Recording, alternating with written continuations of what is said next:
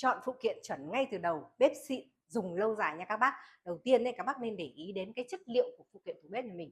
Đấy là phải là chất liệu inox 304 nhá, bảo hành không han gì vĩnh viễn nhá.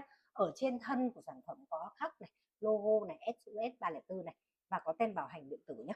Thứ hai nữa chính là hệ dây âm giảm chấn. Dây âm là phải giảm chấn nha các bác. Để khi mình hít vào ấy thì nó rất là mềm mại như này. Nhìn lắp vào là căn bếp nó có gọi là lung linh luôn.